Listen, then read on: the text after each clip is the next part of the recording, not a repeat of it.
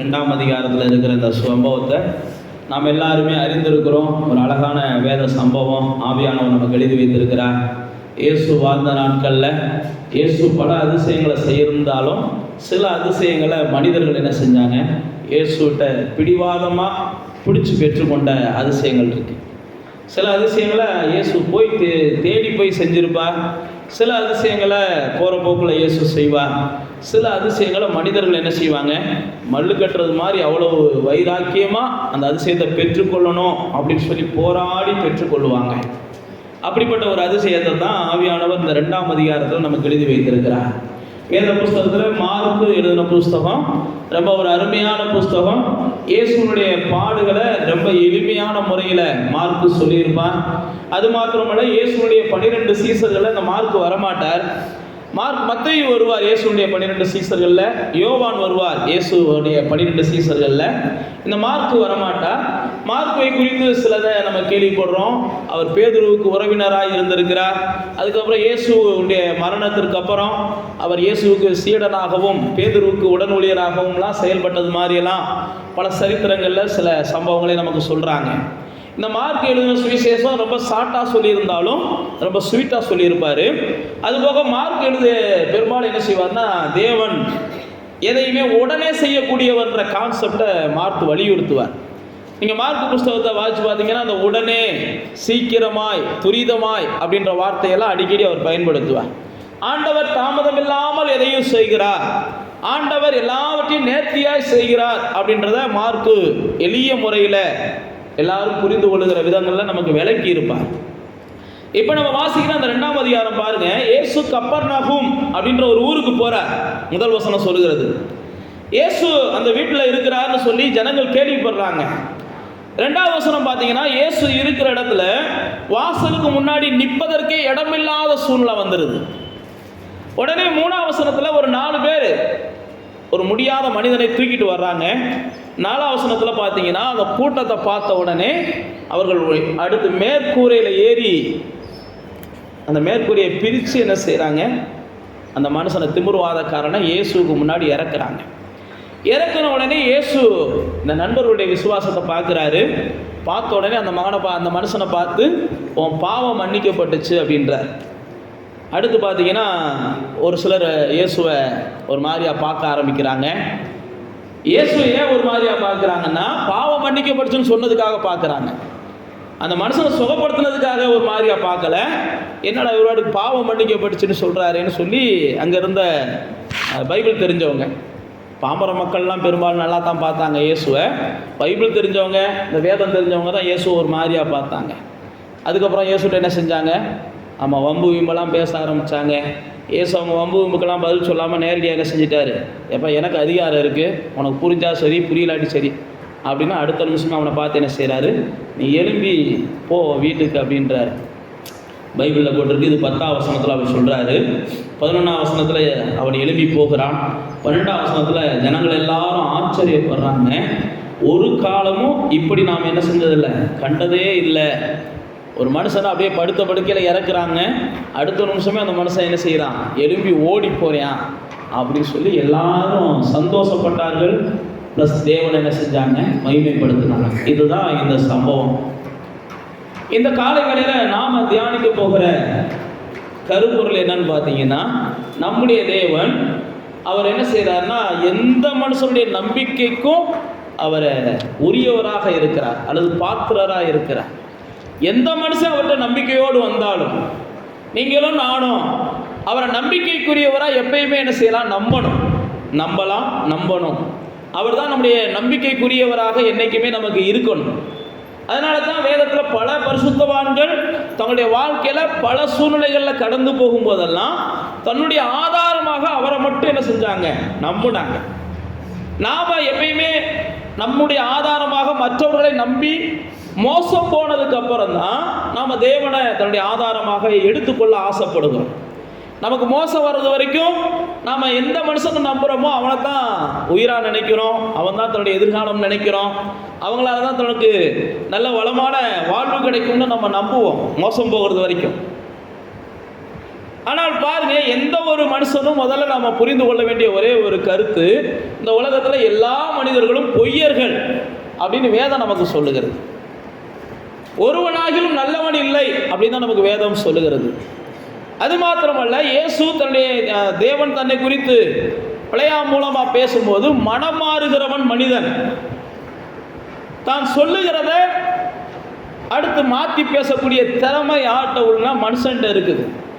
ஆனால் தேவன் அப்படிப்பட்டவர் கிடையாது. சொல்லியும் அவர் செய்யாமல் இருக்கிறதில்ல, அவர் வசனித்தும் அவர் நிறைவேற்றாமல் இருக்கிறதில்ல. உன்னை சொல்லிட்டாரு அப்படின்னா அதை அவர் அப்படியே செய்யக்கூடியவர். அதனால தான் நீங்களும் நானும் எப்பயுமே தேவனை மாத்திரம் நம்பிக்கைக்குரியவராக நம்ம பார்த்துக்கிறோம். நீங்கள் எந்த ஒரு மனிதனையும் நீங்கள் நம்பிக்கைக்குரியவங்களாக பார்த்து நீங்கள் எந்த ரகசியத்தை சொன்னாலும் அது ரகசியமாலாம் இருக்காது. உங்கள் பார்வையில் வேணால் அது என்ன செய்யும், காதுக்கு வராத வரைக்கும் அது ரகசியமாக நீங்கள் நினைப்பீங்க. ஆனால் என்னைக்கு இருந்தாலும் நீங்கள் சொன்னது உங்கள் காதுக்கு என்ன செய்யும், வரும். அப்போ தான் உங்களுக்கு புரியும், அவர் நம்பிக்கை இல்லாதவர், நம்ம சொன்னதை என்ன செஞ்சுருக்கிறாரு, இப்படியெல்லாம் வெளியில் பேசி இருக்கிறாரு அப்படின்னு நீங்கள் அதுக்கப்புறம் தான் புரிஞ்சுக்கிருவீங்க. அதனால தான் நான் உங்களுக்கு சொல்லுகிறேன், எந்த ஒரு ரகசியமாக இருக்கட்டும், எந்த மனபாரமாக இருக்கட்டும், எந்த ஒரு தேவையாக இருக்கட்டும், நம்முடைய நம்பிக்கை முழுவதும் எதுவாக தான் இருக்கணும், இயேசுவாக தான் இருக்கணும், தேவனாக தான் இருக்கணும். அதனால தான் வேதம் நமக்கு சொல்லுகிறது, நம்பிக்கையோடு நீங்கள் அவரிடத்துல வந்தீங்கன்னா நம்புகிற அவர்களை அவர் என்ன செய்கிறாரா, விடுதலை ஆக்கினார். சங்கீதம் 22 நம்முடைய பிதாக்கள் அவர் மேலே நம்பிக்கை வச்சாங்க, நம்பினவங்கள அவர் விடுதலை ஆக்கினார் அப்படின்னு சொல்லுவார். அது மட்டும் இல்லை, அதே சங்கீதம் 22 4ஆம் வசனத்தில் இந்த வார்த்தையை சொல்லுவார். 5ஆம் வசனத்தில் பார்த்தீங்கன்னா, நம்பினவர்கள் வெட்கப்பட்டு போகாமல் இருந்தாங்க அப்படின்ற வார்த்தையை பயன்படுத்துவார். அப்போ நீங்களும் நானும் ஆண்டவரை நம்பிக்கைக்குரியவராய் பார்த்தோமே ஆனால் நிச்சயமாக நாம் விடுதலையை அனுபவிப்போம். நாம் ஆண்டவர் தான் நம்முடைய நம்பிக்கை அப்படின்னு பேசணும்னா ஒருபோதும் ஒரு இடத்துலையும் நம்ம என்ன செய்ய மாட்டோம், வெட்கப்பட்டு போக மாட்டோம். நீங்கள் தாவீதினுடைய வெற்றிக்கெல்லாம் என்ன காரணம்னு பார்த்தீங்கன்னா, தாவீது இந்த வார்த்தை அடிக்கடி சொல்லுவார், என் நம்பிக்கை நீங்கள் தான்ப்பா, நான் யாரையும் நம்பலப்பா. ஏன்னா கட்டின பொண்டாட்டி தாவீதினுடைய மனைவியை சொல்கிறேன். தாவீதினுடைய மனைவி சவுலுடைய மகள். பைபிளில் போட்டிருக்கு, சவுல் எப்படியாகிலும் மகளை கொண்டு தாவீதை கொலை செய்ய நினைப்பான். மகளை கொண்டு, மனைவியை கொண்டு புருஷனை கொலை செய்ய நினைப்பான். அப்போ தான் சவுலுக்கு பைபிளில் போட்டிருக்கு, அந்த மனைவி என்ன செஞ்சிருவா, எப்படியாவது இவனை காப்பாற்றி விட்டுருவோம் அப்படின்னு காப்பாற்றி விட்டுருவா. உடனே அவங்க அப்பா இவன் மேலே பெரிய கோவப்படுவார். ஏன் நான் உங்களுக்கு சொல்லுகிறேன்னா, இன்றைக்கி மடியில் படுத்திருந்தவ தான் சிம்சோனை என்ன செஞ்சா, ஆமாம், கண்ணை பிடுங்க வச்சா, சிம்சோனுடைய இதுக்கே முடிவை கட்டினாங்க. ஏன் நான் உங்களுக்கு சொல்லுகிறேன்னா, அப்படியெல்லாம் இன்றைக்கி மனிதர்கள் நம்பிக்கை இல்லாதவங்க தான். நீங்கள் நல்லா பாருங்கள், 5 வருஷத்துக்கு முன்னாடி லவ் பண்ணவங்க இன்னொரு 5 வருஷம் கழித்து பார்த்தீங்கன்னா இன்னொருத்தவங்கள லவ் பண்ணிக்கிட்டு இருப்பாங்க. நீங்கள் பார்க்கலைன்னா சந்தோஷம், நான்லாம் எத்தனையோ பார்த்துருக்கேன். 5 வருஷம் வரைக்கும் அவ்வளோ லவ் பண்ணுவாங்க. 5 வருஷம் கழித்து பார்த்தீங்கன்னா இன்னொருத்தவங்கள அவங்கள ஈஸியாக லவ் பண்ணுவாங்க. இதான் இன்றைக்கி உலகம். அதனால தான் நான் உங்களுக்கு சொல்லுகிறேன், உலகத்தில் எந்த மனிதனும் நமக்கு நம்பிக்கைக்கெல்லாம் பாத்திரவான்கள் கிடையாது. நீங்களே நல்லா கவனிச்சு பாருங்கள், உங்கள் பக்கத்து வீடுகள் எல்லாம் ஒரு 5 வருஷத்துக்கு முன்னாடி கணவன் மனைவி அவ்வளோ உறவாக இருந்திருப்பாங்க, அவ்வளோ ஐக்கியமாக இருந்திருப்பாங்க, பைக்கில் ஒன்றா போயிருப்பாங்க. அதிலே பார்த்தீங்கன்னா ஒரு 5 வருஷம் கழித்து பார்த்தீங்கன்னா அதே பைக்கில் இன்னொரு ஆளோட இன்னொரு உறவோட போவாங்க. அதுக்கப்புறம் சமாரியாஸ்திரி மாதிரி தான் வேதத்திலே இருக்குது. ஏன் நான் உங்களுக்கு சொல்லுகிறேன் அப்படின்னா, மனிதர்கள் அப்படி தான் இருப்பாங்க. அதனால தான் நாம் என்ன செய்யணும், நம்முடைய நம்பிக்கையை அவர் தான். தாவீது அதனால தான் என்ன செஞ்சான், தான் வாழ்க்கையில் எல்லா சூழ்நிலையும் என் நம்பிக்கைக்குரியவர் நீங்கள் தான், என் நம்பிக்கைக்கு பாத்திரர் நீங்கள் தான், நான் நம்புறதா இருந்தால் உண்மை மட்டும்தான் என்ன செய்வேன், நம்புவேன், உங்கள் மேலே தான் நான் நம்பிக்கை வைப்பேன், உங்கள் மேலே தான் நான் நம்பிக்கை வைப்பேன்னு தாவீது பல இடங்களில் சொல்லுவார். பவுலப்போஸ்தலனும் தன்னுடைய வாழ்க்கையில் என்ன செய்வார், நாங்கள் அவரை தான் நாங்கள் நம்புகிறோம். பவுலப்போஸ்தலனுடைய பயணங்கள்லாம் முழுக்க முழுக்க அவர் மேலே நம்பிக்கை வச்சு தான் போவார். பவுலப்போஸ்தலன் சொல்லும்போது சொல்லுவார் தீமோத்தேயுட்ட, எப்பா எல்லாரும் என்னை கைவிட்டுட்டாங்க, என் நண்பர்கள் என்னை கைவிட்டுட்டாங்க, என் உடன் ஊழியர்கள் என்னை கைவிட்டுட்டாங்க, எனக்கு ஒரு பிரச்சனைன்னு எல்லாரும் என்னை கைவிட்டுட்டாங்க, ஆனால் கர்த்தர் எனக்கு துணையாக இருந்தாருப்பா அப்படிம்பா தீமோத்தேயுக்கு சொல்லும்போது. கொரிந்தியருக்கு எழுதும்போது பவுல் சொல்லுவான், நாங்கள் எவ்வளையோ உபத்திரவங்களை சந்தித்தோம், ஆனால் அந்த உபத்திரவங்களில் நாங்கள் செத்து போயிடுவோமோ. 2 கொரிந்தியருக்கு வந்தீங்கன்னா 1ஆம் அதிகாரத்தை அவர் எழுதும்போது எழுதுவார், எத்தனையோ நாங்கள் உபத்திரவங்களை சந்தித்தோம், அந்த உபத்திரவங்களை எங்களை கொண்டு போடும், அல்லது பிரச்சனைகள் எங்களை கொண்டு போடும், எங்களுக்கு மிஞ்சின பாரம் வந்துருச்சு, எங்களால் தாங்க முடியலை அப்படின்ற மாதிரி 8ஆம் வசனம் வசனத்தில் 2 கொரிந்தியர் 1ஆம் அதிகாரத்தில் அவர் சொல்லுவார், எங்களுக்கு மிஞ்சின பாரம், எங்கள் பலத்துக்கு மிஞ்சின பாரம், அதிக வருத்தம். அப்போ இப்படிலாம் இருக்கும்போது 9ஆம் வசனம் சொல்றாரு, நாங்கள் எங்கள் மேலே நம்பிக்கையாக இல்லாமல் மரித்தோரை எழுப்புகிற தேவன் மேலே நாங்கள் நம்பிக்கையாக இருக்கத்தக்கதாக எங்கள் நம்பிக்கை இன்னும் அவர் மேலே பெருகணும், எங்கள் நம்பிக்கை இன்னும் அவர் மேலே வைராக்கியமாகணும், எங்கள் நம்பிக்கை இன்னும் அவர் மேலே என்ன செய்யணும், ஆமாம் ஆணித்தரமானதாக மாறணுன்றதுக்காக மரணம் வரும் என்று நாங்கள் நிச்சயத்தவிகளை இருந்தெல்லாம் எங்களை அவர் காப்பாற்றினாரு அப்படின்னு பவுல் தன்னுடைய திருச்சபை மக்களோடு கூட அவர் பகிர்ந்து கொள்கிறதை பார்க்கிறோம். நம்பிக்கையாக இருக்கத்தக்கதாக மரணம் வரும் என்று நாங்கள் எங்களுக்குள்ளே நிச்சயித்திருந்தோம், அப்படிப்பட்ட மரணத்தினின்று அவர் எங்களை தப்புவித்தார், இப்போதும் தப்புவிக்கிறார், இன்னும் தப்புவிப்பார் என்று நாங்கள் அவரை மட்டும்தான் நம்பி இருக்கிறோம் அப்படின்றான். எங்க பலத்துக்கு மிஞ்சினவைகள் வந்துச்சு. அப்ப பலத்துக்கு மிஞ்சினவைகள் வரும்போதும், எங்களால் தாங்க முடியாத சூழ்நிலைகள் வரும்போதும் இவங்க எங்களை காப்பாற்றுவாங்க, அவங்க எங்களை காப்பாற்றுவாங்களாம் நாங்கள் நம்பல. அவர் சொல்ற அழகா, எங்க நம்பிக்கை அவர் மேல வரணுன்றதுக்காக யாருமே எங்களை காப்பாற்றுறதுக்கு ஆள் இல்லாத ஒரு இடத்துல கொண்டு வந்து அவர் எங்களை நுப்பாட்டிட்டாரு. நாங்கள் செத்தாத்தான் எங்கள் வழி. எங்கள் நம்பிக்கை அவர் மேலே வரணும். ஏன்னா அவர் அவ்வளோ தூரம் என்னை நேசிக்கிறார், நம்மளை அந்த அளவுக்கு நேசிக்கிறார். நம்ம அந்த அளவுக்கு நேசிக்கிறதுனால நம்ம நம்பிக்கையை முழுக்க அவர் மேலே வைக்கணும்னு அவர் எதிர்பார்க்கிறார். நம்முடைய விசுவாசத்தை முழுவதும் அவர் மேலே கொண்டு போகணும்னு எதிர்பார்க்கிறார். அதற்காக தான் சில நேரத்தில் உங்களை தனிமைப்படுத்தி யாருடைய ஒத்தாசை உங்களுக்கு கிடைக்காத ஒரு சூழ்நிலைகளை உருவாக்கி நீங்கள் முழுக்க அவருடைய ஒத்தாசை என்ன செய்யணும், நாடணும், தேடணும் அப்படின்னு சொல்லி அவர் காத்திருக்கிறார். உங்களை தனிமைப்படுத்துவதுடைய நோக்கமே என்னன்னா, உங்களை தன்னோடு கூட இணைத்துக் கொள்வதற்காகத்தான் உங்களை தனிமைப்படுத்துகிறார். உங்களை தங்கிட்ட இன்னும் நெருங்கி வர வைக்கிறதுக்கு தான் சிலத்தை தனிமைப்படுத்துகிறார். நாம என்ன நினைச்சிடறோம், நம்மளை தனிமைப்படுத்த போட்ட உடனே கர்த்தர் நம்மளை கைவிட்டாரு, நம்மளை இனிமேல் நினைக்க மாட்டாரு, அவ்வளோதான் நமக்கு முடிவு வந்து நம்ம நினைக்கிறோம். நம்முடைய நோக்கம் அப்படிப்பட்டதாக இருக்குது. தேவனுடைய நோக்கம் எப்படிப்பட்டதாக இருக்குது, இந்த தனிமையாக இருக்க படுத்தப்படுகிறதுனால என் பிள்ளை இன்னும் அதிகமாக என்னை தேடட்டும், என்னுடைய பிள்ளை இன்னும் அதிகமாக என்னை நேசிக்கட்டும். அப்போ அதுதான் பவுல் அப்போஸ்தலன் சொல்கிறார், எங்களுடைய நம்பிக்கை அவர் மேலே உண்டாகணுன்றதுக்காக மரணம் வரும் என்று நாங்கள் நம்பி இருந்த காரியங்கள். தாவீது பார்த்தீங்கன்னா சொல்லுவான் பல இடங்களில், எனக்கு மரணத்துக்கும் எனக்கு ஒரு அடி தூரம் தான், மரணத்துக்கு எனக்கு இமை அப்படின்ற கொஞ்சம் தூரம் தான், நான்லாம் எத்தனையோ முறை செத்தண்டான்னு நினச்ச நாட்கள் உண்டு. நீங்கள் தாவீதுடைய வாழ்க்கை வரலாறுகளை வாட்சி பாருங்களேன். அவ்வளோதான் முடிச்சுட்டு என் கதை. ஆண்டவரே, சவுல் வந்து என்னை பிடிச்சிருவானா? ஆமாம் பிடிச்சிருவான். இந்த ஜனங்களை ஒப்பு கொடுப்பாங்களா? ஒப்பு கொடுப்பாங்க. என்ன ஆண்டவரே, ஆனால் நான் உன்னைய காப்பாற்றுவேன். நீங்கள் வாட்சி பார்த்தீங்கன்னா அழகாக இருக்கும். அழகாக தாவீதுடைய வாழ்க்கையை பார்த்திங்கன்னா பல இடங்கள்ல அவ்வளோதான், வாழ்க்கை முடிஞ்சு வச்சு பெலிஸ்திய ராஜாட்ட கொண்டு போயிடுவாங்க. தாவீது பெலிஸ்திய ராஜாட்ட போன உடனே பெலிஸ்திய ராஜா இவனை பார்த்த உடனே கொலை செய்யணுன்ற எண்ணம் வரும். ஏன் அப்படின்னா, ஒரு காலத்தில் பெலிஸ்தியர்களை ஓட விட்டவன் இந்த தாவீது. பெலிஸ்தியனுடைய பெரிய வீரனாக இருந்த கோலியாத்தை கொலை செய்தவன் இந்த தாவீது.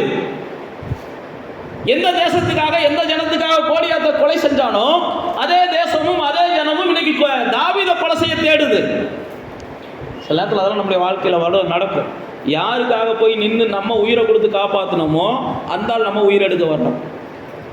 யாருடைய வாழ்க்கை நல்லா இருக்கணும்னு சொல்லி நம்ம போராடினோமோ அந்த ஆள் தான் நம்ம வாழ்க்கையில் மண்ணடி போட்டுக்கிட்டு இருக்கோம். ஏன் அப்படின்னா, இதெல்லாம் நம்ம தேவனிடத்தில் நெருங்கி சேர்வதற்கு தானே ஒழிய நம்ம வாழ்க்கையில் தீங்கு நிகழணும் அப்படின்றதுக்காகலாம் அல்ல.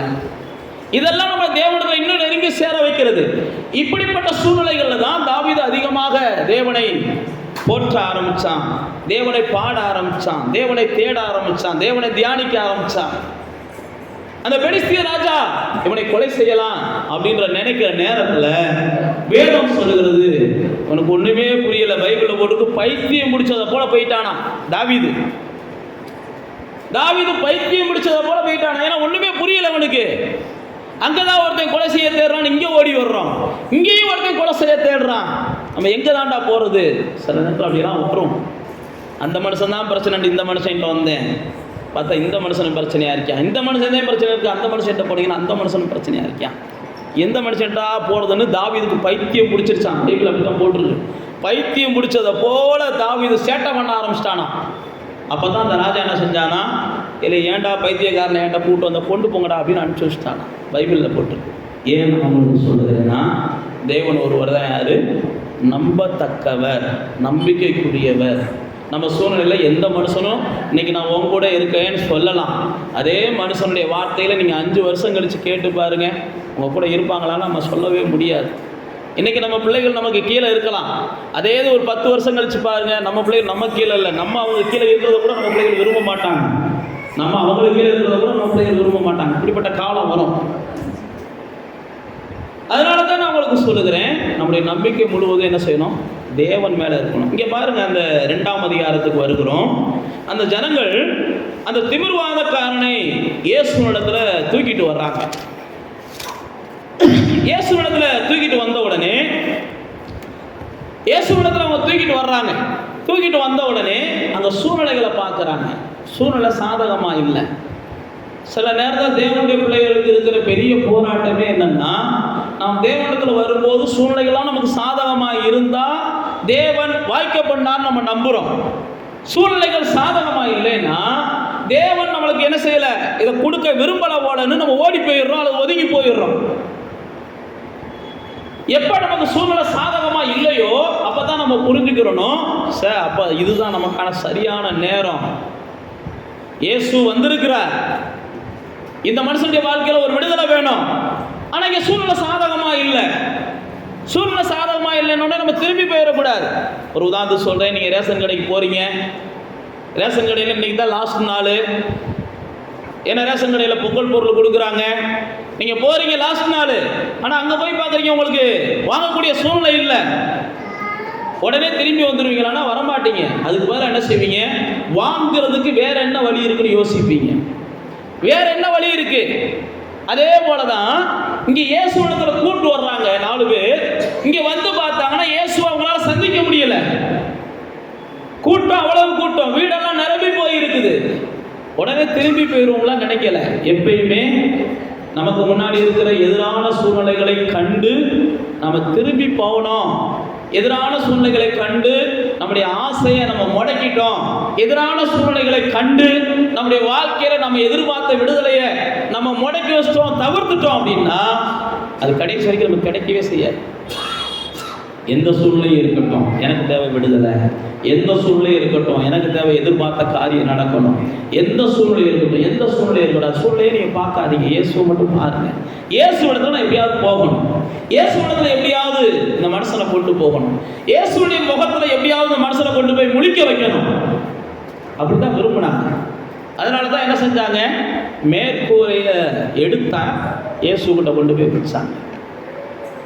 பாருங்க, இயேசு எப்பயுமே உங்களுடைய பிரயாசம் உண்மைக்கே சாக்கு போக்கு சொல்லுகிற பிரயாசமா, ஏதோ போற போக்குல வாச்சா பார்ப்போம், வாய்க்கலாட்டி வருவோம்ன்ற பிரயாசமானு அவர் கவனிப்பார். வாச்சா பார்ப்போம், நடந்தா பார்ப்போம், கிடைச்சா பார்ப்போம் அப்படின்ற வார்த்தையில நீங்க பயன்படுத்துறீங்கனாலே நீங்க ஒரு தெளிவில்லாம தான் இருக்கீங்கன்னு அர்த்தம். எப்பயுமே என்ன செய்யணும்? ஒரு ஆணித்தரமான இல்லை கிடைக்கும்ன்ற நிச்சயத்தோட போகணும். பெறுவேன்ற நிச்சயத்தோட போகணும். அடைவேன்ற நிச்சயத்தோட செய்யணும். வெற்றி பெறுவேன்ற நிச்சயத்தோடு எதை செஞ்சாலும் பார்ப்போம்ன்ற வார்த்தைகள் உங்களுக்கு தோல்வியை தான் கொடுக்கும். எதையுமே நீங்கள் அப்படி செய்யக்கூடாது. எதை செஞ்சாலும் நான் தேவனுடையவன், நிச்சயமாக அதை அடைவேன். தேவனுடையவன், நான் நிச்சயமாக பெறுவேன். நான் தேவனுடைய சமூகத்திலிருந்து வந்திருக்கிறேன், நிச்சயமாக எனக்கு கை கூடும். அப்படித்தான் நம்ம யோசிக்கணும். சின்ன சின்ன விஷயங்கள் தான் நம்முடைய ஆசீர்வாதம்லாம். நாம என்ன செய்யறோம்? தேவன் எப்பயும் உண்மையுள்ளவராக இருக்கிறார். அந்த மனுஷன் வந்து தேவ சமூகத்துக்கு வந்த உடனே அவனுடைய முகத்தை பார்த்த உடனே இயேசு மாற்றங்களை தர விரும்புகிறார். ஆனா அந்த மனுஷனை இயேசுடைய சமூகத்துக்கு வரவிடாத அளவுக்கும், அந்த மனுஷனை தேவ சமூகத்துக்கு வர முடியாத அளவுக்கும் சில மனிதர்கள் சில நேரத்தில் குறுக்க நிற்பாங்க. மனிதர்கள் தான் குறுக்க நிற்பாங்க. மனிதர்கள் தான் இடங்களை கொடுப்பாங்க. மனிதர்கள் தான் நாம் இயேசுவை அதிகமாக தேட விடாத அளவுக்கு நமக்கு என்ன செய்வாங்க? பல வகையில் போராடுவாங்க. இந்த மனிதர்களும் அப்படி தான் போராடினாங்க. ஆனால் இவங்கெல்லாம் யார்? அவங்களும் இயேசுவை பார்க்க வந்தவங்க தான். அவங்களும் இயேசுவை பற்றி கேட்க வந்தவங்க தான். ஆனால் யாரும் இயேசு தந்து எதையும் பெற வந்தது மாதிரி தெரியல. ஏன் கூண்டாங்கன்னு தெரியல. இயேசு வார்த்தைகளை பேசிக்கொண்டு இருக்கிறார். ஆனால் இங்கே பாருங்க, இந்த ஒரு மனுஷன் அற்புதத்தை பெறணும், எழுப்பி நடக்கணும்.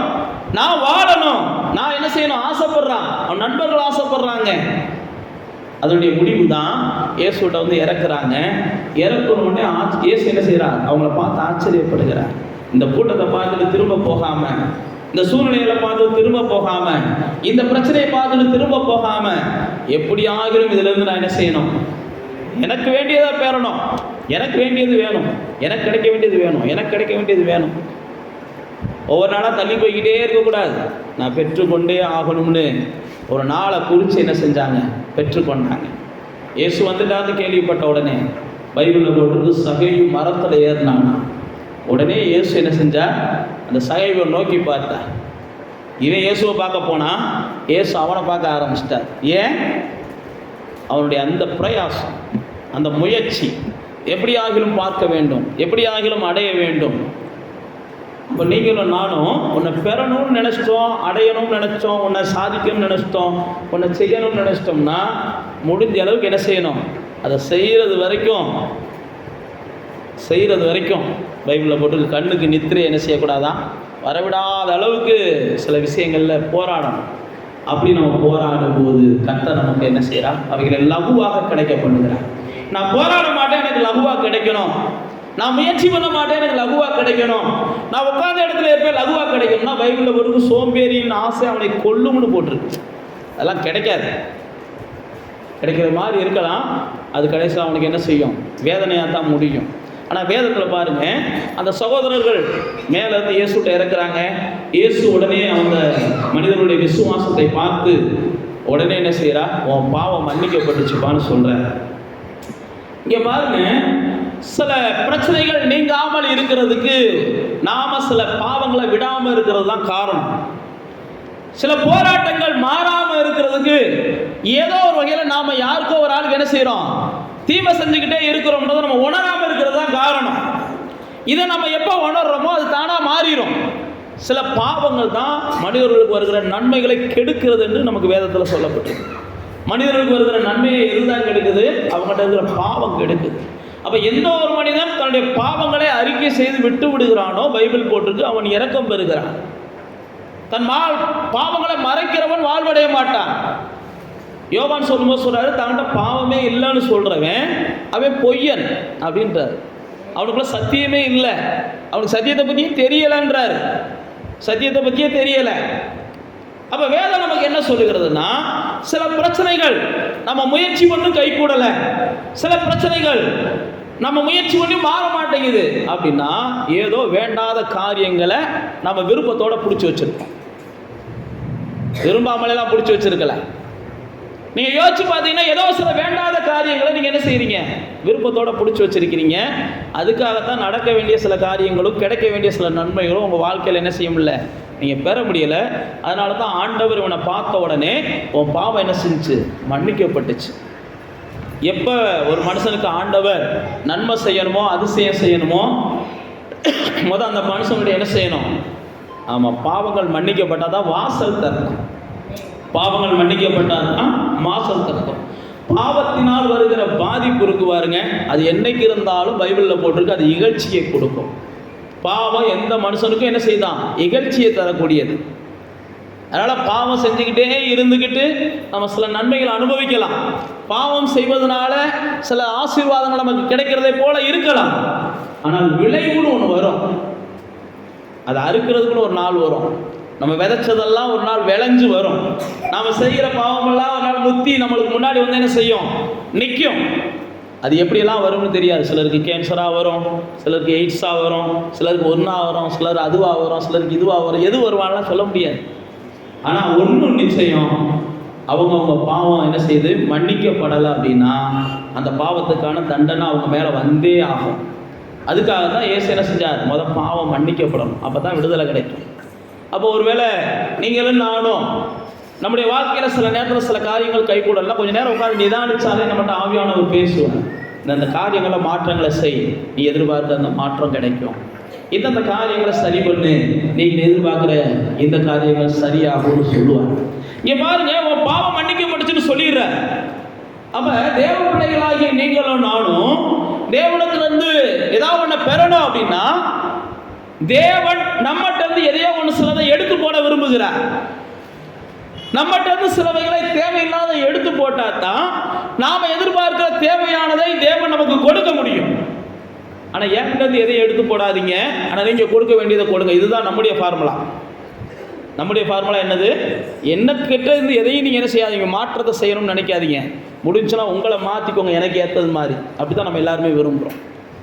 நான் தான் தெரியுமில்ல, நான் தான் கோவக்காரன்னு தெரியும், அதுக்காக நீ கோவத்தை விட்றான்னா நான் கோவத்தை விட முடியாது. எனக்கு கோவத்தையும் நான் வச்சுருப்பேன், எனக்கு கிடைக்க வேண்டிய லாபத்தையும் கொடுங்க. அப்படி தான் நம்ம விரும்புவோம். பொய் சொல்லாமல் என்னால் இருக்க முடியாது, ஆனால் எனக்கு கிடைக்க வேண்டியதை நீங்கள் கொடுக்கணும். நான் மறுபடியும் சொல்லுகிறேன், இதெல்லாம் நாம மோசம் போக்குவதற்கு சமம், நம்மை நாமே வஞ்சிப்பதற்கு சமம், நாமே நம்முடைய எதிர்காலங்களை இருட்டுக்குள்ளே தள்ளுறதை போல அமையும். அதனால தான் உங்களுக்கு வேதம் சொல்லுகிறது, நீங்கள் எதிர்பார்க்கிற சில காரியங்கள் தேவனிடத்திலிருந்து வர வேண்டும் என்றால் முதல்ல நீங்கள் தேவனிடத்தில் எவ்வளவுக்கு ஆர்வமாக போகிறீங்களோ அந்த அளவுக்கு ஆர்வமாக உங்களை ஒரு குயவன் கையில் விட்டு கொடுத்த மாதிரி, ஆண்டவரே நீங்கள் என்ன செய்ய, தேவையானதை வச்சுக்கோங்க, தேவையில்லாத எடுத்து போட்டுருங்கப்பா அப்படின்னு நீங்கள் ஒப்பு கொடுக்கணும். இங்கே பாருங்க, அவர்கள் சொன்ன உடனே இயேசு அவங்க பாவம் மன்னிக்கப்பட்டுச்சுன்னு சொல்லிடுறாரு. சொன்ன உடனே நான் மறுபடியும் உங்களுக்கு ஞாபகப்படுத்த விரும்புகிறேன், தேவ பிள்ளைகள் நம்ம கூட பழகிறவங்களை, பேசுகிறவங்கள, அல்லது நம்மளை பார்க்குறவங்கள, நம்மளோட ட்ராவல் பண்ணுறவங்கள எப்பயுமே புரிந்து கொள்ளுகிற அளவுக்கு திறனை வளர்த்து கொள்ளணும். புரியுது அவங்களுக்கு? தேவ பிள்ளைகள் என்ன செய்யணும்? அடுத்தவங்களை நிதானிக்கிற திறன் உள்ளவங்களாக இருக்கணும். தேவ பிள்ளைகளுடைய அழகே அதுதான். ஆபத்துகளுக்கு நீங்கள் தப்பணும் அப்படின்னா அடுத்தவங்களை நிதானிக்கணும். அடுத்தவங்களை நீங்கள் நிதானிக்கலைன்னா நீங்கள் எந்த ஆபத்துக்கும் தப்ப மாட்டீங்க. அதனால தான் இயேசு பாருங்க, பைபிளில் போட்டிருக்கு, இங்கே உட்கார்ந்துருந்தவங்கெல்லாம் இருதயங்களில் தான் சிந்திச்சாங்க. 7ஆம் வசனம் போட்டிருக்கு பாருங்க, தேவன் ஒருவரை அன்றி பாவங்களை மன்னிக்கத்தக்கவர் யார் என்று தங்கள் இருதயங்களில் சிந்திச்சுக்கிட்டு இருந்தாங்க. அவர்கள் இருதயத்துக்குள்ள சிந்திக்கிறத பார்த்த உடனே தான் இயேசு என்ன செஞ்சாரு, அடுத்து அவங்ககிட்ட பேச ஆரம்பிக்கிறாரு. அப்ப தேவ பிள்ளைகள் நாம என்ன செய்யணும்? மனுஷனுடைய பார்வை நமக்கு புரியணும். நம்ம ஒரு மனுஷன்கிட்ட பழகுறோம்னா அவனுடைய பார்வை நமக்கு புரியணும். நம்ம ஒரு மனுஷன்கிட்ட பேசுறோம்னா அவனுடைய பேச்சு என்ன நோக்கத்துக்கானது நமக்கு புரியணும். புரியல அப்படின்னா நம்ம தேவ பிள்ளைகளே இல்லைன்னு அர்த்தம். நம்ம தேவனோட பழகலன்னு அர்த்தம். தேவனுடைய ஆவியை அன்றி ஒருவனும் என்ன செய்ய முடியாது, இந்த பக்குவத்துக்கு வளர முடியாதுன்னு பவுல் தன்னுடைய கொரிந்தியருக்கு சொல்லுகிறார். தேவனுடைய ஆவியை அன்றி, தேவனோடு உறவாடுகிற மனிதனை அன்றி யாராலும் மற்ற மனிதர்களை நிதானிச்சு ஒதுங்க முடியாது. நீங்களும் நானும் என்ன செய்யணும்? பைபிளில் போட்டு ஆவிக்குரியவன் சகலத்தையும் என்ன செய்யறானா? நிதானிக்கிறான். நீங்களும் நானும் நிதானிக்கிறவர்களாக இருக்கணும். அப்போ தேவ பிள்ளைகளாகிய நீங்களும் நானும் இங்கே பாருங்க, இயேசுடைய அடுத்த அந்த இடத்துல அந்த அதிசயத்தில் பார்க்குறோம் பாருங்க. இவர் ஒரு அதிசயத்தை செய்கிறாரு, ஒரு மனுஷனுடைய பாவத்தை மன்னிக்கிறாரு. உடனே தன்னை சுற்றிலும் இருக்கிற ஜனங்களை அவர் என்ன செய்யறாரு? நிதானிக்கிறார். நீங்க எப்பயுமே என்ன செய்யணும்? ஒரு நன்மை செய்யும் போது கொஞ்சம் யாருக்கு நம்ம நன்மை செய்கிறோம் நிதானிக்கணும். நாம் நன்மை செய்கிறத பார்க்குற மனுஷர்களை நீங்கள் என்ன செய்யணும்? நிதானிக்கணும். நிதானிச்சுட்டு தான் அதிலிருந்து நீங்கள் பாடம் கற்றுக்கொள்ளணும். நிதானிச்சுட்டு இயேசு பார்த்தீங்கன்னா அந்த இடத்துல அழகாக உங்களுக்கு வார்த்தைகளை கொண்டு பேசுகிறதை பார்க்கிறோம். எனக்கு மனுஷகுமாரனுக்கும் பாவங்களை என்ன செய்து மன்னிக்கிற அதிகாரம் இருக்கு அப்படின்னு சொல்லிட்டு போயிடுறாரு. இப்போ 8ஆம் வசனம் முடிஞ்சிருச்சு. 9ஆம் வசனத்துக்கு வந்தீங்கன்னா பாவங்கள் மன்னிக்கப்பட்டதுன்னு இயேசு சொல்லி முடிச்ச உடனே அந்த மனிதனை நோக்கி சொல்றாரு, நீ எழுந்து என்ன செய்ய, உன் படுக்கை எடுத்துட்டு போப்பா அப்படின்றாரு. அப்ப தேவன் மேல நம்பிக்கை வச்சிருக்கிற நீங்க தேவனிடத்துல இருந்து எதையாவது பெற்றுக்கொள்ளணும், தேவனை நீங்க உங்களுடைய நம்பிக்கையா பார்க்குறீங்க அப்படின்னா மனிதர்களை நிதானிக்கிறது மட்டுமல்ல, மனிதர்களுடைய வார்த்தைகளை எப்பயுமே என்ன செய்வீங்கன்னா அடுத்த இடத்துல தான் வைப்பீங்க. தேவனுடைய வார்த்தைக்கு அடுத்த இடத்துல தான் வைப்பீங்க. தேவனுடைய வார்த்தைக்கு மேலே வச்சிருந்தீங்கன்னா எந்த மனுஷனுடைய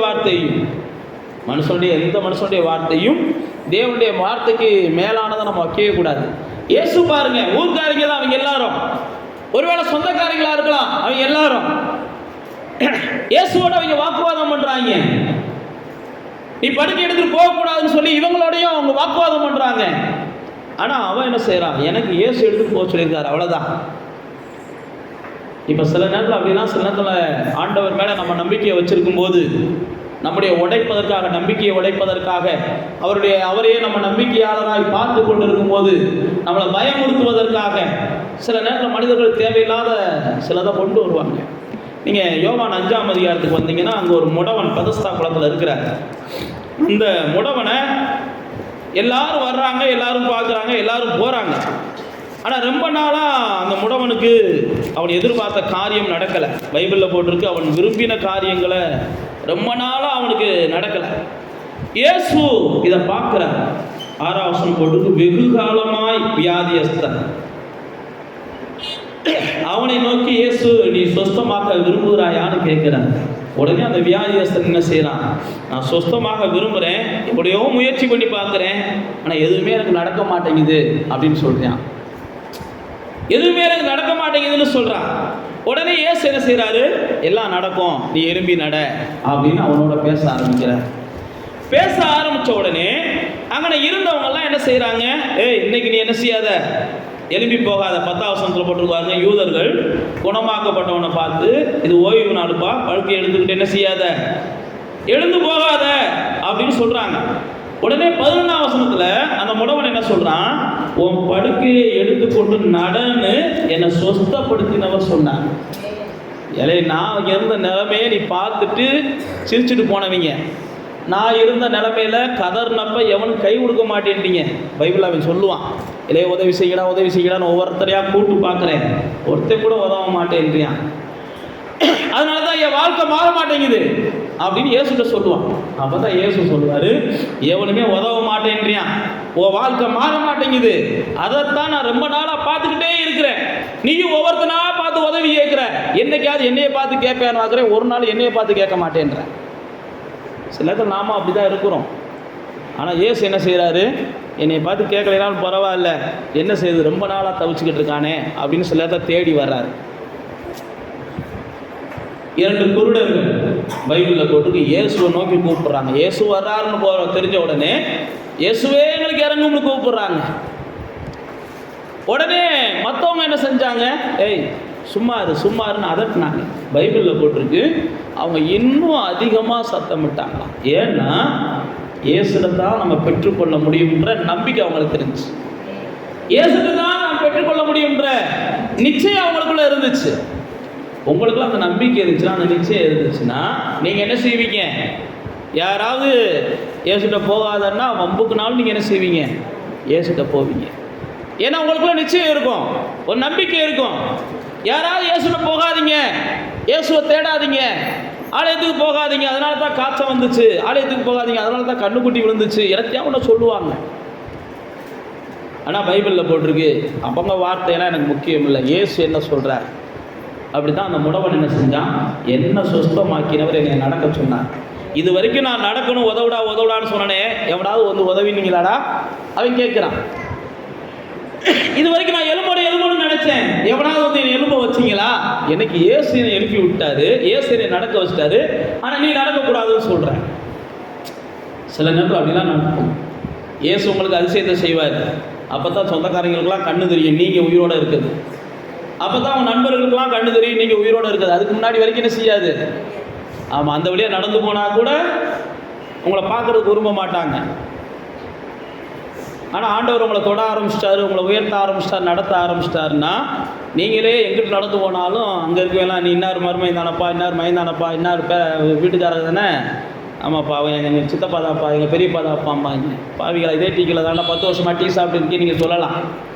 அன்னைக்கு இருந்த நிலைமை வேற, இன்னைக்கு இருந்த நிலைமை வேற. இந்த முடவனை பார்த்து அப்படி தான் சொல்கிறாங்க. ஆனால் அந்த முடவை என்ன செய்கிறான், இயேசு எனக்கு என்ன சொன்னாரோ அதை தான் செய்வேன். அப்போ உங்கள் வாழ்க்கையில் உங்களுக்கு ஏற்படுகிற உயர்வு நாளுக்கு நாள் நிலைக்கணும் அப்படின்னா, மனுஷர்களை பிரியப்படுத்துகிற இடத்துக்கு நீங்கள் என்ன செஞ்சிடக்கூடாது. ஆமாம், கொஞ்சம் நம்ம எழுப்பி நடம்ப ஆரம்பிச்சோம்னாலே நாம் என்ன செஞ்சிடறோம், நம்ம அடுத்து மனுஷனுக்கு என்ன பிரியமானதோ அதை செய்ய ஆரம்பிச்சிடுறோம். 4 மனுஷன் வேணும்ல பாஸ்டர், இந்த 4 மனுஷன் வேணும்னு நீங்கள் நினச்சப்ப ஒரு மனுஷனும் வரலை. இன்னைக்கு எந்த மனுஷன் தயவு இல்லாமல் நீங்கள் எந்திரிச்சிட்டீங்க. இன்னைக்கு உங்களுக்கு மனுஷனே தேவையில்லை. ஆனால் இன்னைக்கு என்ன செய்கிறீங்க, தேவனா மனுஷனான்னு கேட்டால் நீங்கள் தேவன் எனக்கு இல்லை, மனுஷன் தான் 4 பேர் தேவையில்லை, செத்த அழுகணும்லன்றீங்க. வாழும்போது அழுகிறதுக்கு வாழும்போது உதவுறதுக்கு யாரும் இல்லை. செத்தா அழுகிறதுக்கு என்ன செய்யணுமா? ஆள் வேணும்னு இப்போயே என்ன செய்கிறோம்? தேவனை கொஞ்சம் தூரமாக வைக்கிறோம். அதனால தான் நான் உங்களுக்கு மறுபடியும் சொல்லுகிறேன், நீங்கள் தேவனிடத்தில் வரும்போது நம்பிக்கைக்குரியவரேன்னு வர்றீங்க, உங்களுக்கு நன்மையை செய்ய ஆரம்பிச்சிடுறாரு. அதுக்கப்புறம் அந்த நன்மையை பிடிச்சிக்கிட்டு அவரை உதறி விட்டுறீங்க. சில நேரத்தில் இதுதான், அவரை உதறதுனால உங்களுடைய முன்னிலைமை பைபிளில் போட்டுருக்கு பின்னிலைமையை காட்டு இன்னும் கேடுள்ளதாக மாறும்னு போட்டிருக்கு. அப்படின்னா என்ன அர்த்தம்னா, ஆரம்பத்தில் நீங்கள் பட்ட கஷ்டத்துக்கு அடுத்து சீக்கிரத்தில் போயிடுவீங்கன்னு அர்த்தம். அதை காட்டு மோசமான கஷ்டத்துக்கு போயிடுவீங்க. கொஞ்சம் நல்ல நிலைமைக்கு வந்த உடனே நம்ம என்ன செஞ்சிடறோம்? கர்த்தரை காட்டிலும் மற்றதை நேசிக்க ஆரம்பிச்சிடுறோம். கர்த்தரை நம்மளை தூக்கி விட்ட உடனே நமக்கு நேரம் பற்ற மாட்டேங்குது, கர்த்தரோட நேரம் செலவழிக்க நேரம் பற்ற மாட்டேங்குது, கர்த்தருடைய ஆலயத்துக்கு போகிறதுக்கு நேரம் பற்ற மாட்டேங்குது. எனக்கு 10 கல்யாண பத்திரிக்கை வந்திருக்கு, நீங்கள் தான் தாலி எடுத்து கொடுக்கணும்னு வெயிட் பண்ணிக்கிட்டு இருக்காங்க. தாலி எடுத்து கொடுக்கணும்னு வெயிட் பண்ணுற அளவுக்கு கர்த்தர் தான் உயர்த்தி வச்சான்ற நம்ம மறந்துடுறோம். அது நான் நடக்குதோ நடக்கலை ரெண்டாவது. அது நம்ம அந்த அளவுக்கு கனப்படுத்தி நீங்கள் வந்தால் தான் கல்யாணத்தை நாங்கள் நடத்துவோம்னு சொல்கிறாங்கன்னா அந்த கணத்தை கொடுத்தவர் எனக்கு கர்த்தர்ப்பா. அப்போ தேவ பிள்ளைகளே, அப்படி நீங்கள் நினச்சிட்டிங்கன்னா கண்டிப்பாக ஞாயிற்றுக்கிழமை தவிர மற்ற 6 நாளும் ஒரு கனமுள்ள மனுஷனாகவே நீங்கள் இருப்பீங்க. ஞாயிற்றுக்கிழமை ஆண்டவரை நான் கனப்படுத்தணும் அப்படின்ற ஒரு நிச்சயத்தில் வருவீங்க. மற்ற 6 நாள் நீங்கள் கனமுள்ளவங்களாக இருப்பீங்க. இல்லை ஞாயிற்றுக்கிழமை மட்டும்தான் எனக்கு மனுஷன் என் கனப்படுத்துறியா பாஸ்டர், மற்ற நாள் கிடைக்க மாட்டேங்குதுன்னா அந்த ஞாயிற்றுக்கிழமையும் சீக்கிரம் கிடைக்காம போயிடும். ஒரு கர்த்தரையும் விட்டது மாதிரி ஆகி போயிடும், கணத்தையும் விட்டது மாதிரி ஆகி போயிடும். இப்போ பாருங்க, இந்த முடவன் எலும்பி நடமாடின உடனே மற்றவங்க சொல்கிறாங்க, சொன்ன உடனே அவன் சொல்கிறான், இயேசு என்னை நடக்க சொல்லிட்டாருப்பா, அதனால் நான் என்ன செய்ய போகிறேன்? நடக்க போகிறேன் அப்படின்னு எழும்பி அவன் நடமாட ஆரம்பித்ததை பார்க்கிறோம். அடுத்து பாருங்க, நான் ஏற்கனவே சொன்ன மாதிரி அந்த வம்பு பேச்சு வீம்பு பேச்செல்லாம் விட்டுருங்க. இயேசு தான் அவசியம்ன்ற இடத்துல நீங்கள் வந்துடுங்க. அடுத்து நீங்கள் 12ஆம் அதிகாரத்தில் பார்த்தீங்கன்னா எல்லாரும் அந்த மார்க்கு 2ஆம் அதிகாரம் அந்த 12வது அதிகாரத்தில் இயேசுனுடைய நாமத்தை, தேவனுடைய நாமத்தை எல்லாரும் மகிமைப்படுத்துகிற சூழ்நிலைகளை பார்க்கிறோம். அப்போ தேவனை நீங்கள் உங்களுடைய நம்பிக்கையாளராய் கருதும் போது, தேவன் தான் என்னுடைய நம்பிக்கைக்கு உரியவர் அப்படின்னு நீங்கள் எண்ணும் போது, உங்களுடைய வாழ்க்கையில் நான் சொன்னபடி சாதகமான சூழ்நிலை இல்லாவிட்டாலும் தேவன் தான் நம்பிக்கையாளர், ஆனால் எனக்கு சாதகமான சூழ்நிலை இல்லை, ஆனாலும் அவரை தான் நம்புவேன். யோபு சொல்கிறான் பாருங்க, என்னை கொன்று போட்டாலும் அவர் மேலே தான் நம்பிக்கையாக இருப்பேன். சாதகமான சூழ்நிலை இல்லைனாலும் நான் அவர் மேலே தான் நம்பிக்கையாக இருப்பேன். ஏன்னா நான் அவரிடத்துல தான் இதை பெற்றுக்கொள்ள விரும்புகிறேன். பாருங்க, நம்புவதற்கு ஏதுமில்லாது இருந்த போது ஆபிரகாம் என்ன செஞ்சானா? தேவனை நம்பினானா. ரோமர்ல அழகா ஆவியானவர் எழுதி வைத்திருக்கிறார். அதனால தான் அவனை வல்லவன் என்று தேவன் என்ன செஞ்சிருக்கிறார்? எழுதி வச்சிருக்கிறார். நம்புவதற்கு ஏதுமில்லாத சூழ்நிலைகள், சாதகமான சூழ்நிலை இல்லை, அப்போ தான் நீங்கள் என்ன செய்யணும்? நம்புவேன் நான் இயேசுவை, நான் நம்புவேன் இயேசுவை. எனக்கு சாதகமான சூழ்நிலை இல்லை, ஆனால் நான் நம்புவேன் இயேசுவை. அந்த சாதகமான சூழ்நிலை அடைவதற்காக நான் சொன்ன பாருங்க, சகைவை போல மரத்தில் ஏறுவேன். சாதகமான சூழ்நிலை அடைவதற்காக கூரையை பிரித்து கூட நான் இறங்குவேன். சாதகமான சூழ்நிலை அடைவதற்காக குருடர்களை போல மற்றவங்க கத்தும் போது நான் இன்னும் கொஞ்சம் கூடுதலாக என்ன செய்வேன்? முயற்சி பண்ணுவேன்.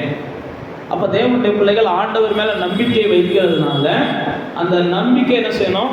மிகுந்த உறுதியானதாக இருக்கணும், அல்லது வைராக்கியமானதாக இருக்கணும். உங்கள் நம்பிக்கையை உடைப்பதற்கு என்ன சூழ்நிலை வரலாம், உங்கள் நம்பிக்கையை கெடுப்பதற்கு எந்த சூழ்நிலைகள் வரலாம், உங்களுடைய நம்பிக்கையை பொய் என்று சொல்லி நிரூபிப்பதற்கு எந்த சூழ்நிலையும் வரலாம். ஆனால் நீங்கள் என்ன செய்யணும்? என்ன சூழ்நிலை வந்தாலும் நான் அவரை தான்ப்பா நம்புவேன்.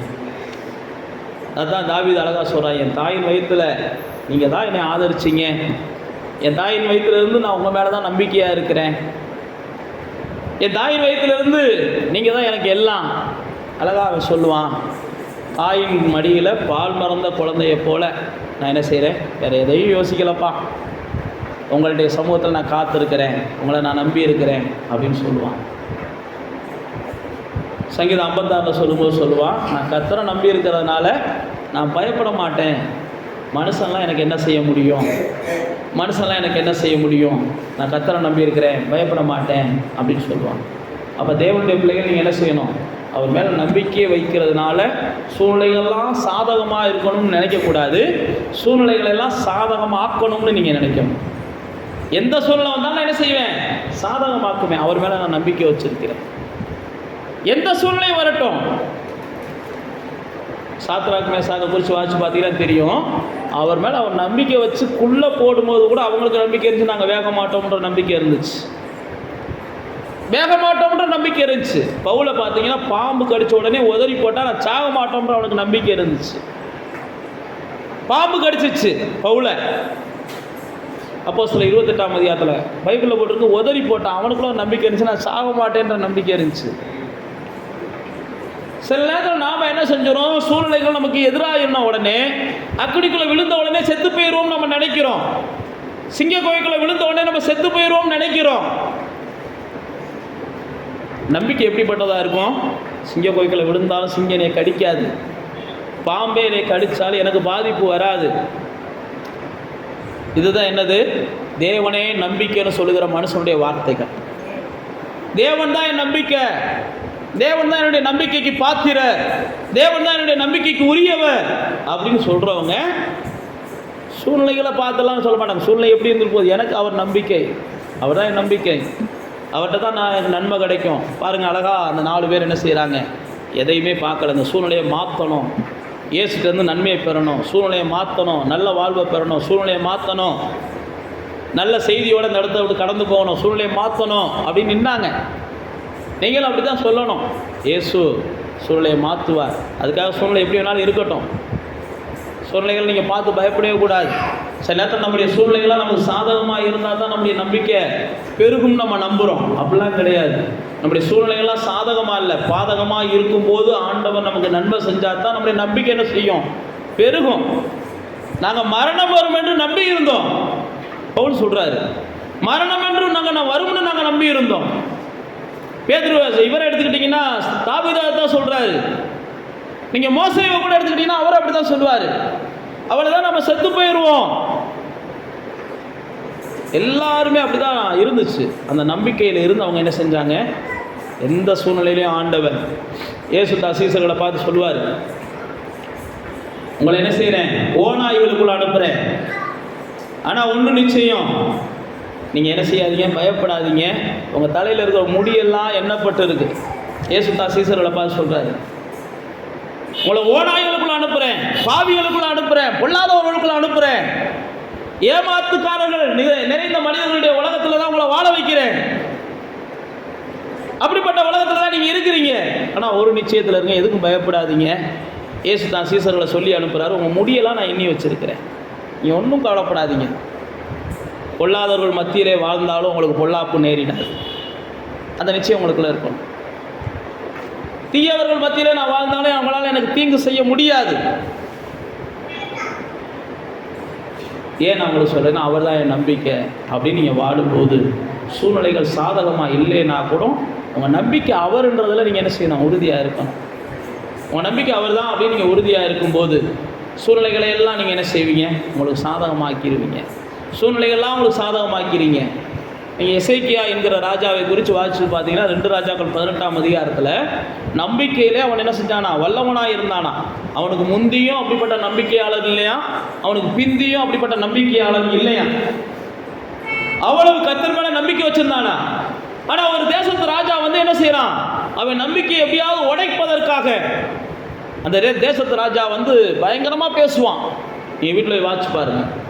உடனே இந்த எசேக்கியாவுக்கு பயம் வந்துடும். அவன் பேசும்போது எந்த தேசத்தினுடைய தெய்வமும் என் கைக்கு என்ன செய்யலாம், அவங்க ஜனத்தை தப்பு வைக்கல, உன் தெய்வமும் தப்பு வைக்காது, உன் நம்பிக்கை உன்னை ஏமாத்துன்றியான்.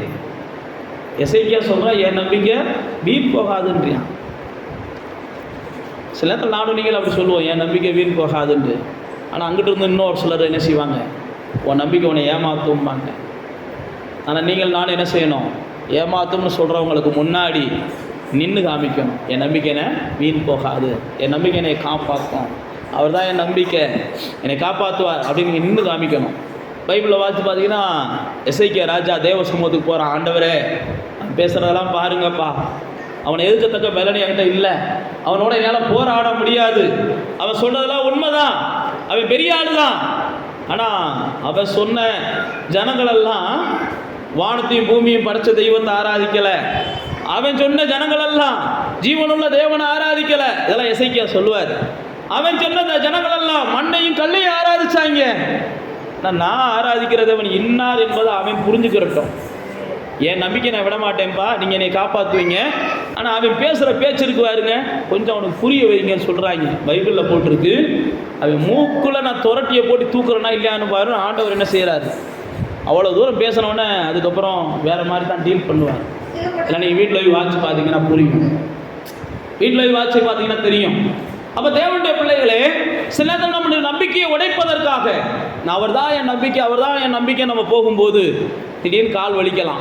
உடனே என்ன செஞ்சிடக்கூடாது, ராஜயோக்கியம் தான் என் நம்பிக்கைன்ற கூடாது.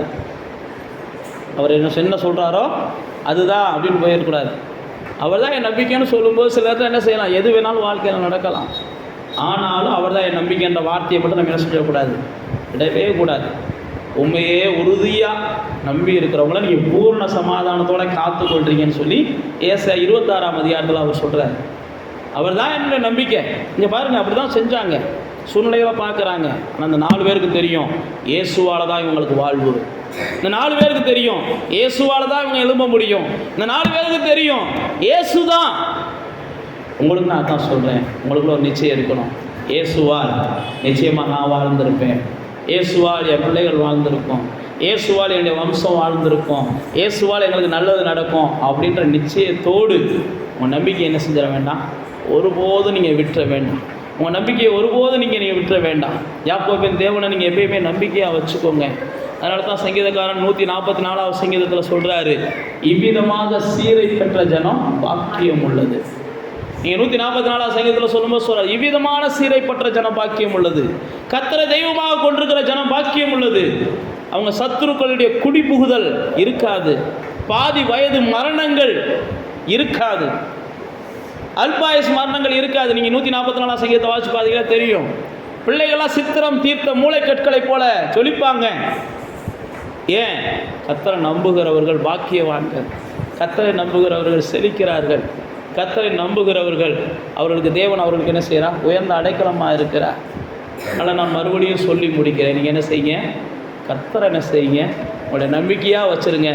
சூழ்நிலை எப்படி மாறினாலும் உங்களுடைய நம்பிக்கையை விட்டுறாதீங்க. நான் அடுத்து சொன்ன பாருங்கள், சில நன்மைகள் நடக்க தாமதிக்குது அப்படின்னா உங்களை நிதானிச்சு பாருங்கள். சில நன்மைகள் நடக்காததுக்கு காரணம் உங்களுடைய பாவங்கள் தான், தேவன்லாம் கிடையாது. எந்த மனுஷனும் பாவத்தில் பிரியப்படுகிறான் அப்படின்னா அவன் பிரியப்படுகிறதை கர்த்தர் செய்ய மாட்டார். எந்த ஒரு மனுஷன் பாவத்தை விட்டு வெளியே விரும்புகிறானோ அந்த மனுஷனுக்கு தான் அவன் விரும்புகிறத கர்த்தர் செய்வார். பாவத்துக்குள்ளேயே நிலைத்திருக்கிற மனிதனுக்கு கர்த்தர் என்றைக்கும் துணை போக மாட்டார். பாவத்தை விட்டு வெளியில் வரணும்னு நினைக்கிற மனுஷனுக்கு தான் கர்த்தர் என்றைக்குமே துணையாக இருப்பார். அந்த நிச்சயம் உங்களுக்குள்ளே இருக்கணும். அடுத்து நான் உங்களுக்கு சொன்னேன் பாருங்கள், நீங்கள் தேவனுக்குள்ளே அதிகமாக நேரம் செலவழித்து கர்த்தர் தான் உங்கள் நம்பிக்கைன்னு சொல்லிட்டீங்கன்னா எந்த மனுஷனையும் நிதானிக்க பார்ப்பீங்க. அவன் பேச்சு எதற்கானது அப்படின்றது உங்களுக்கு தெரியும். மோசம் போக மாட்டீங்க, ஏமாந்து போக மாட்டீங்க. அவன் பார்வை எப்படிப்பட்டதுன்றது உங்களுக்கு புரியும். நீங்கள் மோசம் போக மாட்டீங்க, ஏமாந்து போக மாட்டீங்க. அவனுடைய செயல்கள் எல்லாம் நீங்கள் நிதானிப்பீங்க. கர்த்தர் உங்கள் நம்பிக்கையாக இருந்தார்னா எல்லாவற்றையும் இந்த பக்கம் சொல்கிறதையும் நிறுத்து பார்ப்பீங்க, இந்த பக்கம் சொல்கிறதையும் நிறுத்து பார்ப்பீங்க.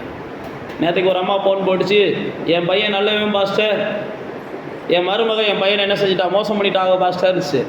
அடுத்த நிமிஷமே அவங்க வீட்டில் போய் கேட்குறேன், பாஸ்டர் என் பொண்ணு நல்ல பொண்ணு பாஸ்டர், என் மருமையன் என் பிள்ளைக்கு துரோகம் பண்ணிட்டான் பாஸ்டர்ன்றது. என்ன செய்வீங்க?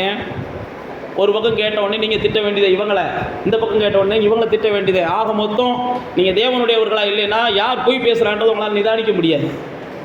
தேவனுடையவர்களாக இருந்தீங்கன்னா, தேவனோடு பழகிறவங்களா இருந்தாலும் இவங்க 2 பேர் யார் போய் பேசுகிறான்றது உங்களுக்கு நிதானிக்க முடியும். திருத்துறீங்களோ இல்லையோ நிதானித்து தப்புவீங்க. அதனால தான் நான் உங்களுக்கு சொல்கிறேன், கர்த்தர் என்ன செய்யட்டும், உங்கள் நம்பிக்கையாக இருக்கட்டும்.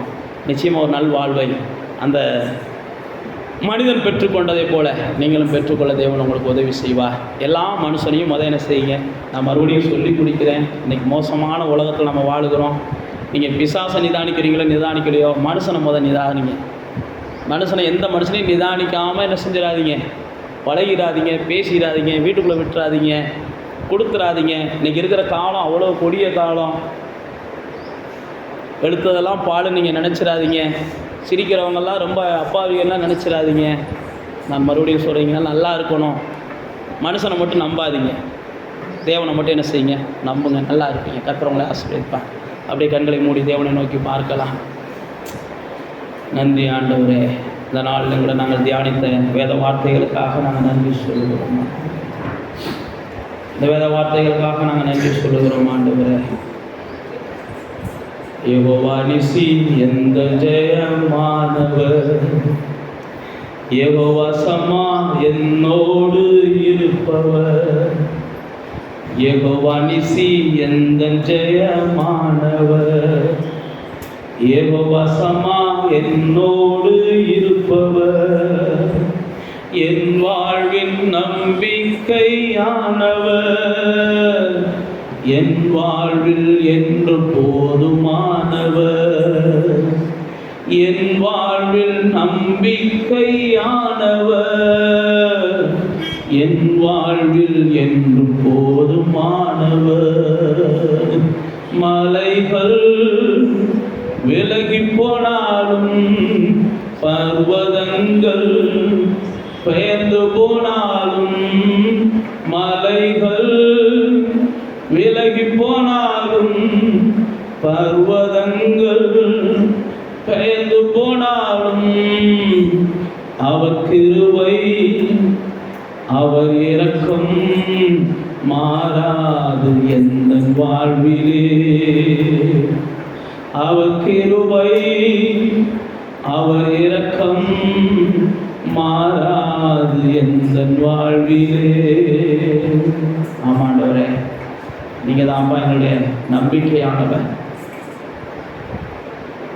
ஆண்டவரே, யார் நம்பினாலும் ஏமாந்து போயிடுவாங்கப்பா. அன்றைக்கி பிழையாமல் பாலாக்கு நம்புனது அவனுக்கு நடக்கலாம். ஆண்டவரே, பிழையாம பாலாக்க நம்புனா அதுவும் அவனுக்கு மோசமாக தான் முடிஞ்சுன்னு நாங்கள் பார்க்குறோம்ப்பா. எரேமியாவில் சொல்கிறாரு, மனுஷன் மேலே நம்பிக்கை வைக்கிறவங்களுக்கு நல்ல வாழ்க்கையே இல்லைன்னு 17ஆம் அதிகாரத்தில் சொல்கிறார். நாசியில் சுவாசமில் மனுஷனை நம்புறதை நீங்கள் விட்டுருங்க, தேவன் மேலே உங்கள் நம்பிக்கையை வச்சுக்கோங்க. தேவன் தான் பிறந்த நாள் முதல் கொண்டு உங்களுடைய நம்பிக்கையாக இருக்கட்டும். எந்த சூழ்நிலையும் தேவனை மாத்திரம் நம்புங்க, எந்த சூழ்நிலையும் தேவனை மாத்திரம் நம்புங்க. யோபுவை போல கொடிய சூழ்நிலைகளில் நீங்கள் அகப்பட்டாலும், கொன்று போட்டாலும் நான் அவர் மேலே நம்பிக்கையாக இருப்பேன், உறுதியாக நில்லுங்க. ஒருவேளை தானியேல், சாத்ராக், ஆசாக்கு, ஆபேத்நேகோ போன்ற எதிரான சூழ்நிலைகளில் நீங்கள் பாதிக்கப்படக்கூடிய அளவுக்கு உங்களுக்கு வந்தாலும் அவர் மேலே நம்பிக்கையாக இருங்க, அவர் மேலே நம்பிக்கையாக இருங்க. அவளை போல ஒருவேளை பாம்பே கடிச்சா கூட அவர் மேலே நம்பிக்கையாக இருங்க. எப்பயும் உங்கள் நம்பிக்கையை விட்டுறாதீங்க. எப்படியாவது இயேசுவை காண வேண்டும் என்ற நம்பிக்கையோடு சகை ஆசைப்படுறாரு. ஆனால் சூழ்நிலை சாதகமாக இல்லைன்னு உடனே விடலை. நான் அவரை பார்த்தே அவன் வேண்டு மரத்தில் ஏறுறாரு. இயேசு உடனே அவரை பார்க்க ஆரம்பிச்சிடறாரு. அதனால தான் நான் உங்களுக்கு சொல்லுகிறேன், உங்கள் நம்பிக்கையை உடைப்பதற்கு ரப்சக்கா மாரி ஆட்கள் பேசலாம். உங்கள் நம்பிக்கையை உடைக்கிறதுக்கு ராஜாக்கள் என்ன வேணாலும் பேசலாம், மந்திரிகள் என்ன வேணாலும் பேசலாம், ஆண்டவர் மேலே உள்ள உங்கள் நம்பிக்கையை அவமாக்குவதற்கு. ஆனால் எதையுமே நீங்கள் பொருட்படுத்தாதீங்க. நம்பிக்கை அவர் தான்டான்னு நீங்கள் நின்று பாருங்கள். பேசுகிறவங்களுக்கெல்லாம் தேவன் பதில் பேசுவார், பேசுகிறவங்களுக்கெல்லாம் தேவன் பதில் கொடுப்பார். பேசுகிறவங்கெல்லாம் வெட்கப்பட்டு போகிறத நீங்கள் பார்ப்பீங்க. இன்னைக்கு இயேசு மேலே, தேவன் மேலே நீங்கள் வச்சிருக்கிற நம்பிக்கையை யாரெல்லாம் இன்னைக்கு இழிவாக பேசுகிறாங்களோ அவங்கெல்லாம் ஒரு இழிவான வாழ்க்கைக்கு போகிறத நீங்கள் பார்ப்பீங்க. இந்த நம்பிக்கையை வச்சு யாரெல்லாம் அவங்கள காயப்படுத்துகிறாங்களோ நீங்கள் நம்பிக்கையில் உறுதியாக இருங்க. அவங்க உங்களுக்கு முன்னாடி காயப்பட்டு புற்றுயிராக கிடக்கிறத நீங்கள் பார்த்து அவங்களுக்கு என்ன போடுவீங்க? உங்கள் நம்பிக்கையில் நீங்கள் உறுதியாக இருங்க. அவர் தான் என் நம்பிக்கைன்னு காத்துருங்க. அவர் தான் எனக்கு நம்பிக்கைக்கு உரியவர்னு காத்துருங்க. அவரை நான் நம்பி இருக்கிறேன், நிச்சயமாக அவர் என்னை ஏமாற்ற மாட்டான்ற நிச்சயத்தோடு இருக்கேன். அவரை நான் நம்பி இருக்கிறேன், பூமியில் ஒரு பாக்கியமான நான் வாழ்ந்திருப்பேன்னு சொல்லி போராடுங்க. உங்களுடைய போராட்டம்லாம் வெற்றியாக மாறும், உங்களுடைய முயற்சியெல்லாம் வெற்றியாக மாறும். பைபிளில் போட்டு கர்த்தரை நம்புகிறவர்களுடைய காரியமெல்லாம் வாய்க்கும்னு போட்டிருக்குது. கர்த்தரை நம்புங்க, எதுக்கும் பயப்படாதீங்க, நம்பிக்கையோடு இருங்க. உங்களுக்கு விரோதி யாருன்னு பார்த்தீங்கன்னா உங்களுடைய பாவங்கள் தான். உங்கள்கிட்ட பாவம் இருக்குன்னு நீங்கள் உணர்ந்தீங்கன்னா உடனே என்ன செய்யுங்க? ஆண்டவருடைய சமூகத்தில் அறிக்கையிட்டு அதை விட்டுருங்க, தொடராதீங்க. எந்த ஒரு பாவமும் அது என்னைக்கு இருந்தாலும் ஒரு நாள் வெளிப்படும். ஒருவேளை நீங்கள் 10 வருஷம் மறைச்சிருக்கலாம், 5 வருஷம் மறைச்சிருக்கலாம், 50 வருஷம் கூட மறைச்சிருக்கலாம். நான் நீங்கள் சாகிறதுக்கு முன்னாடி அது வெளிப்படாமல் இருக்கவே இருக்காது. நீங்கள் அசிங்கப்படாமல் அவமானப்படாமல் கண்டிப்பாக சாக மாட்டீங்க. எழுதி வச்சுக்கோங்க. பாவத்தை மறைக்கலாம்னு நினைக்கிற எவனும் வாழ்வடைய மாட்டான். பைபிள் அப்படி தான் போட்டிருக்குது. அப்படிப்பட்ட சூழ்நிலைகள் இருந்துச்சுன்னா நீங்கள் தேவனிடம் எதையும் பெற்றுக்கொள்ள முடியாது. அதனால தான் நான் உங்களுக்கு சொல்கிறேன், உங்களுடைய நம்பிக்கை தேவனாக இருந்தார்னா தேவனுக்கு பிரியமில்லாததுன்னு நீங்கள் உணர்றதெல்லாம் விட்டுருங்க. அப்போ தான் உங்களுடைய நம்பிக்கை உங்களுக்கு என்ன செய்யும், நன்மையாய் மாறும். அடுத்து நான் உங்களுக்கு சொன்ன பாருங்கள், தேவனை நம்புகிற நீங்கள் எந்த மனுஷனையும் நிதானிச்சு பழகுங்க. தேவனை நம்புகிற நீங்கள் மனுஷன்ட்ட தோற்று போகக்கூடாது. தேவனை நம்புகிற நீங்கள் மனுஷன்ட்ட ஏமாறக்கூடாது. தேவனை நம்புகிற நீங்கள் மனுஷனால் மோசம் போகக்கூடாது. தேவனை நம்புறதா இருந்தால் நீங்கள் மனுஷனை கொஞ்சம் என்ன செய்யுங்க, பார்த்து பழகுங்க, பார்த்து பேசுங்க, எல்லாத்தையும் பார்த்துக்கோங்க. அப்போ தான் உங்களுடைய நம்பிக்கை சக்ஸஸ்ஃபுல் ஆகும். உங்களுடைய நம்பிக்கை முழுமை பெறும். உங்களுடைய நம்பிக்கை ஆசீர்வாதமாக இருக்கும். கர்த்தர் உங்களுக்கு நம்பிக்கையாக இருந்தார்னு சொல்லி புறஜாதிகள்லாம் என்ன செய்வாங்க, கர்த்தரை மகிமைப்படுத்துவாங்க. கர்த்தரை நம்புகிற மனிதனுடைய முடிவு மிகவும் மகிமையானதாக இருக்க கர்த்தர் உதவி செய்வார். இதாவே உங்களுடைய பிள்ளைகள் அன்றைக்கி பவுல் சொன்னது போல் உங்கள் மேலே நம்பிக்கையாக இருக்கத்தக்க அளவுக்கு தொடர்ந்து அவங்களுக்கு நன்மையை செய்யுங்கப்பா, அதிசயத்தை செய்யுங்கப்பா. எப்படியாவது இவர்களுடைய நம்பிக்கை உங்கள் மேலே இன்னும் உறுதியுள்ளதாக மாறணும். இன்னும் உன் மேலே வைத்திருக்கிற நம்பிக்கையில் உங்கள் வைராக்கியம் உள்ளவங்களாக மாறணும். உன் மேலே வைத்திருக்கிற நம்பிக்கையில் யோபுவை போல இன்னும் அவர்கள் உறுதியோடும் வைராக்கியத்தோடும் தெளிவோடு இருக்க கர்த்தர் உதவி செய்யுங்கப்பா. ஆண்டவரே, ஒருவருடைய நம்பிக்கையும் வீண் போகக்கூடாது. எல்லாருடைய நம்பிக்கையும் கர்த்தராலே வாய்க்கட்டும் என்று நாங்கள் ஆசீர்வதிக்கிறோம். சங்கீதக்காரன் சொன்னதை போல, நான் நம்பினதெல்லாம் அவராலே வரும் என்று சொல்லி உம்முடைய பிள்ளைகளும் சொல்லத்தக்க அளவுக்கு கர்த்தர் அவர்களுக்கு அதிசயமானவைகளை செய்வீராக என்று நாங்கள் ஆசீர்வதிக்கிறோம்.